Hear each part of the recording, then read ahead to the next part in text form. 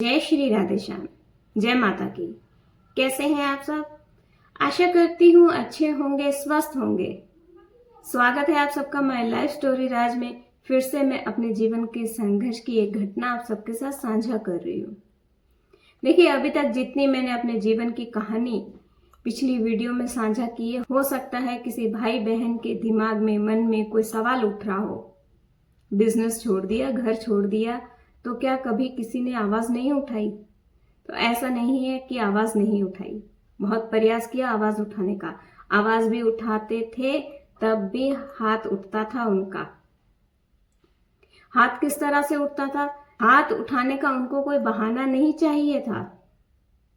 आप बैठे हो तो हाथ उठ गया, आप खा रहे हो तो हाथ उठ गया, आप पी रहे हो तो हाथ उठ गया, और यदि कोई गलती हो जाए तो आप पूछो ही मत।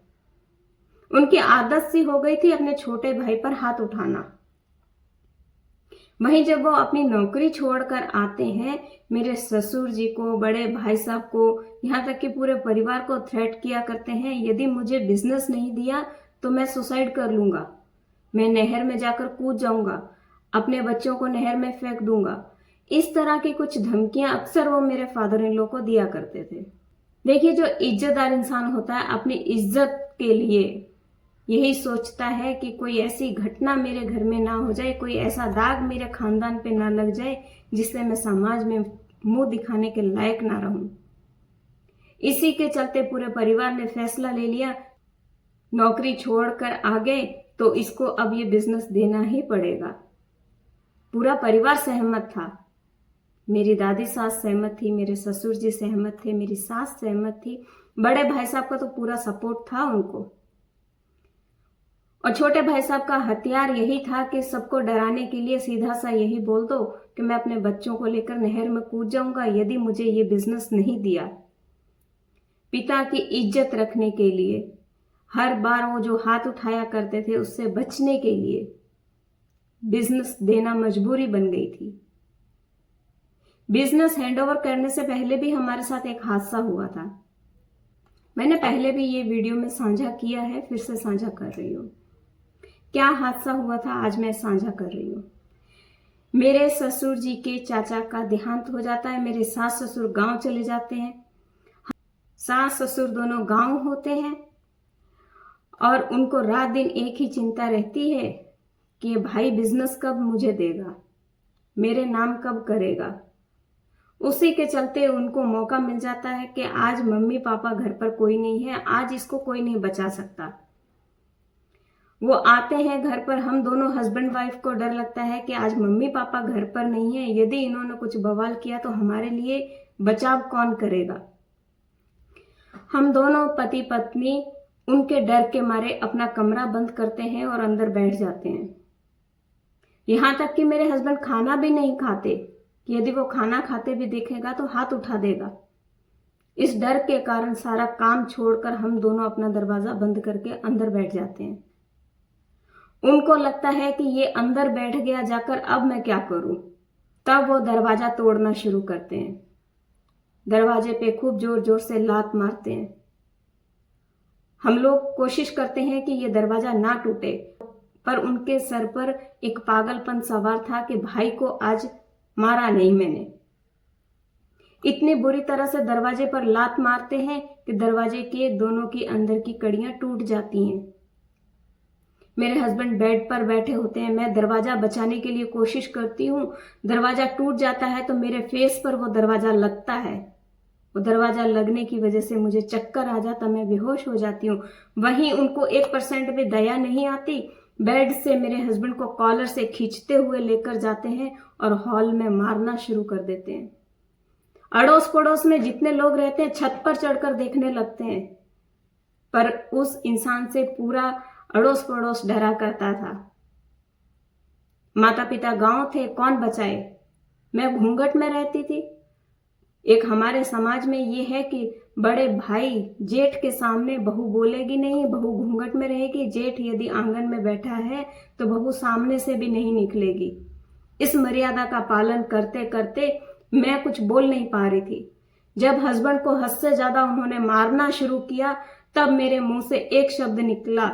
घूंघट में ही थी मैं और मैंने एक शब्द बोला कि मारना है तो एक बार मार दीजिए, रोज रोज का ये किस्सा खत्म कर दीजिए। इस बात को कहने पर उनको एक झटका लगता है, उनको लगता है कि मेरे को आज तक किसी ने रोका नहीं, टोका नहीं, और इस लड़की ने मुझे इतना बड़ा शब्द कैसे कह दिया। आप अपने भाई के ऊपर हाथ उठा रहे हैं, वो आपको दिखाई नहीं दे रहा। मैंने अपने पति के बचाव के लिए, घर में सास ससुर कोई नहीं था इनका बचाव करने के लिए, और मैंने अपने पति के बचाव के लिए सिर्फ एक शब्द बोला है कि मारना है तो एक बार मार दीजिए, रोज रोज की मार से छुटकारा मिल जाएगा।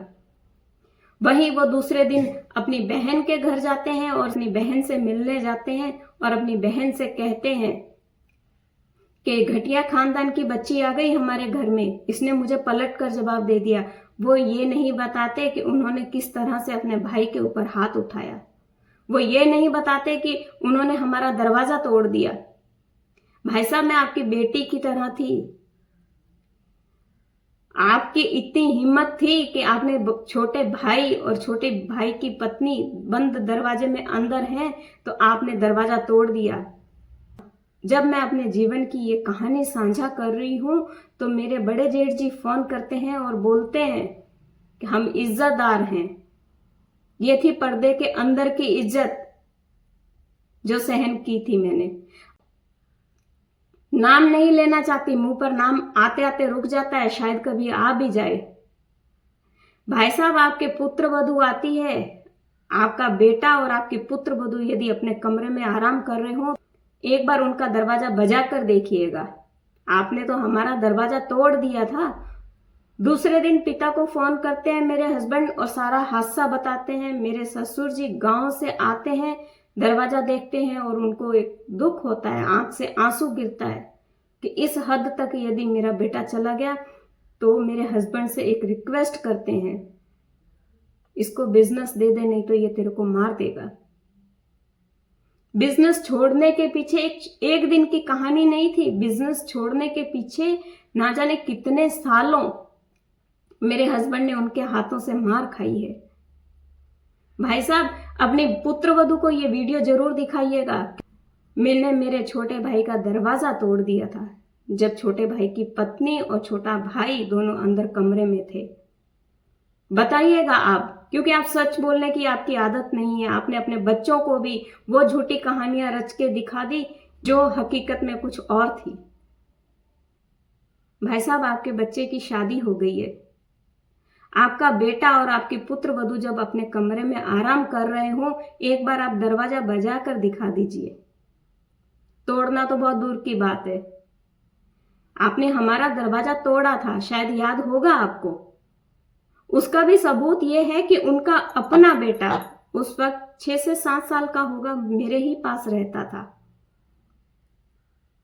वो बच्चा इस बात का गवाह है। पर माता पिता के लिए देखिए, कोई बच्चा उंगली नहीं उठाता अपने पिता को। वो कैसे कहेगा कि मेरे पिता ने ऐसा कुछ किया था। उनका अपना बच्चा मेरे पास था, यह हादसा सारा उस बच्चे ने अपनी आंखों से देखा था।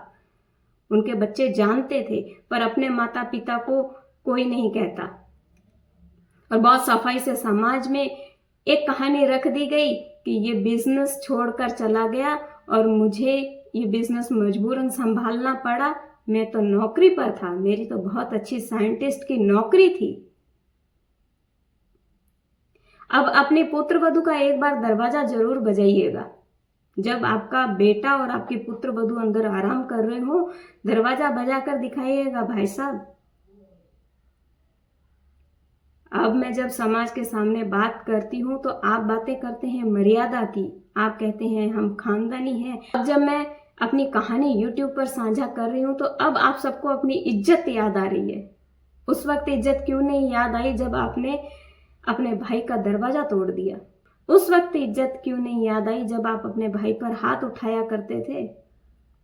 उस वक्त इज्जत क्यों नहीं याद आई जब आपने अपनी बेटी के समान अपने भाई की पत्नी को वो गालियां दी, शायद कोई सुन नहीं सकता। आपकी बेटी के समान थी। आपने बड़ी आसानी से मुझे कह दिया कि घटिया खानदान की बच्ची है। भाई साहब, यदि मैंने मेरे पिता की और मेरे ससुर की इज्जत का ख्याल ना रखा होता तो शायद 28 साल पहले ही आपको जवाब दे दिया होता। सिर्फ मेरे पिता की इज्जत के कारण या मेरे ससुर की इज्जत के कारण आज दिन तक मैं तुम दोनों भाइयों के अत्याचार सहती आई हूं। अब नहीं सहूंगी, अब नहीं सहूंगी, क्योंकि ससुर जी को संसार से गए 15 साल हो गए, पर आज भी आप लोगों का अत्याचार रुका नहीं है। समाज में मन गढ़ंत कहानियां बताते हुए आपको बिल्कुल भी शर्म नहीं आती है, झिझक नहीं आती।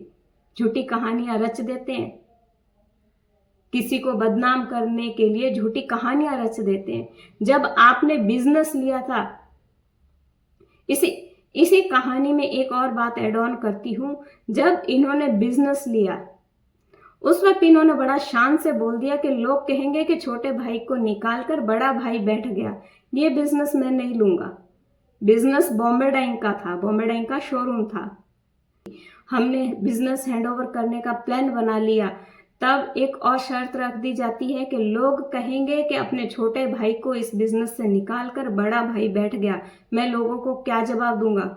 ये बिजनेस मुझे नहीं चाहिए, मुझे तो कोई दूसरा बिजनेस करवा कर दो। पिता कहते हैं कि मेरे पास इतना पैसा नहीं है, ऑलरेडी मैंने पैसा छोटे बेटे के बिजनेस में लगा दिया। बड़ा बेटा भी साथ देता है, दोनों भाई एक दूसरे का साथ देते हैं। पिता हाथ खड़े कर देते हैं, मेरे पास इतना पैसा नहीं है, कहां से लाऊं? पिता एक ही बात समझाते हैं दोनों भाइयों को। बड़े बेटे को मैंने एमएससी करवाई, बीएड कराई, वो लेक्चरर के पद पे है, और छोटे बेटे को पीएचडी करवाई, biochemistry gold medalist, German remedies में साइंटिस्ट। और छोटे बेटे को यदि वो पढ़ना चाहता था, आगे पढ़ने नहीं दिया गया, डॉक्टर बनना चाहते थे, पढ़ाई रोक दी गई। वो पैसा ससुर जी ने बिजनेस में डाल दिया। जो पढ़ाई में पैसा डालना था वही पैसा बिजनेस में डाला। दोनों बच्चों को मेरे ससुर जी समझाते रह गए, पर दोनों भाइयों के दिमाग में यह था कि पापा का पैसा लगा है, कहीं छोटा बेटा हकदार बन जाएगा। ये थी बिजनेस छोड़ने के पीछे पूरी कहानी, ये थी घर छोड़ने के पीछे पूरी कहानी। घर छोड़ देते हैं, उसी शहर में एक किराए पे कमरा लेते हैं।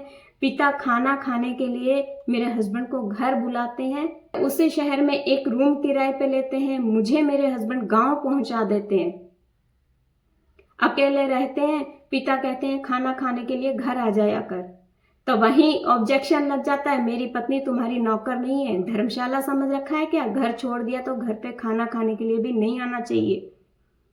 ये था भाई का प्रेम, ये थे समाज में हमारे सहयोगी बनकर दिखाने वाले भाई।